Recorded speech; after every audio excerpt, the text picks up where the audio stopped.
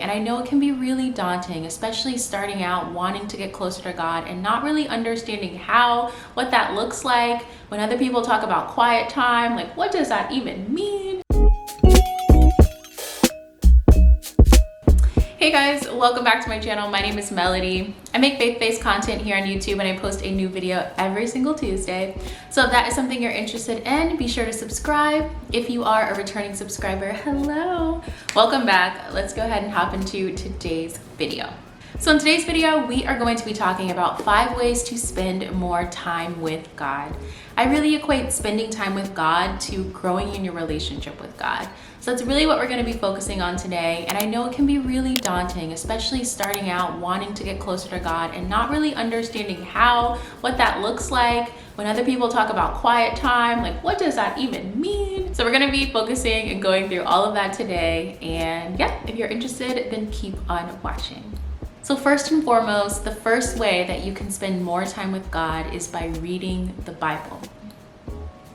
I know, the Bible can be a very daunting book to pick up. It is big, and depending on the version that you get, there might be some these, thous, and those in there that are just really hard to understand. So I really encourage you guys to download this app. It is called the Bible app and it's by YouVersion.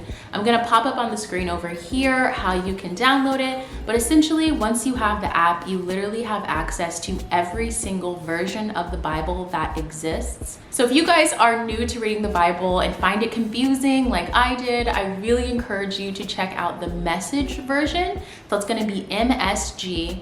And now this version really translates the word into common day talk or common day conversation. It really simplifies it. And if you're ever curious as to what something means, I always go to the Message version because it just breaks it down and puts things super simply. So that is a great place to start. And also if you're new to reading the Bible, the YouVersion app is great because if you don't know where to read or you don't know where to start, you can actually type in the search bar a word. It can be anything from faith to doubt to resurrection to Jesus to a specific person's name in the Bible, and it's going to pull up devotionals that are associated with that word as well as verses. And so you're really able to kind of get a guide as to things that correlate with that word you're searching for. So it's just a great resource, and it also has devotionals that are 100% free for you to check out, and they literally have one for everything. Like every season of life, every thought you may have, there is a devotional in the app for that. So I highly encourage you guys to check it out.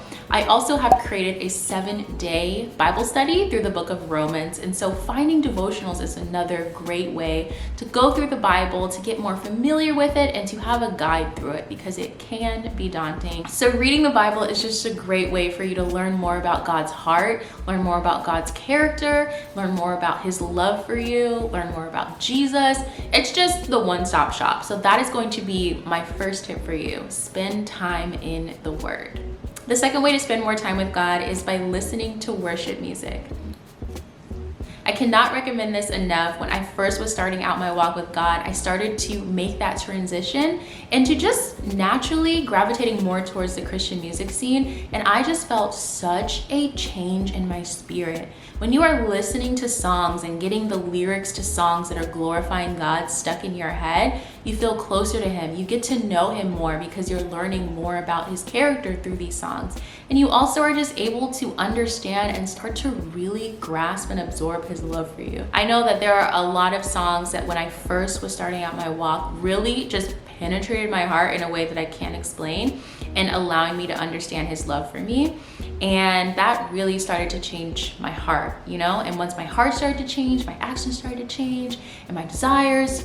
So I just can't recommend worship music enough. I'm gonna go ahead and link my top 10 worship songs right now so you guys can check that out if you are wanting some inspiration or wanting to know what I'm listening to. But I highly recommend putting some worship music in rotation.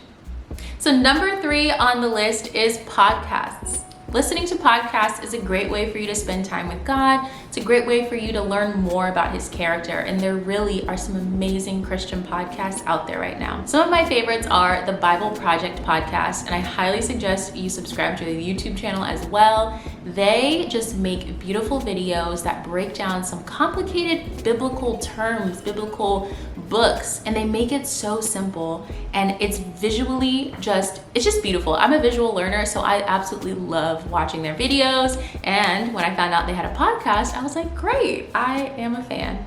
So that's the first one. Number 2 is 30 Minutes with the Perrys. I really love them individually. I've been to the PIA tour quite a few times, so I'm just a fan of the Perrys in general.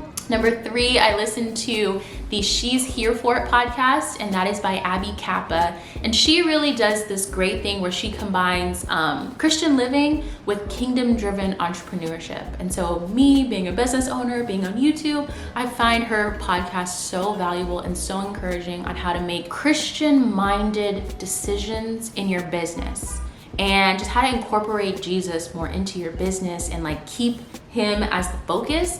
It's just really encouraging. I highly suggest to check it out if you are a business owner or entrepreneur. And then last but not least, I really enjoy listening to Transformation Church's podcast.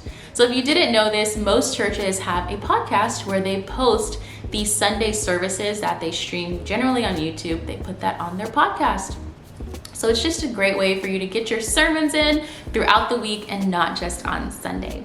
So highly suggest checking out some podcasts. And if you guys recommend any Christian podcast that I didn't mention right here, please let us know in the comments below. I am always looking for more.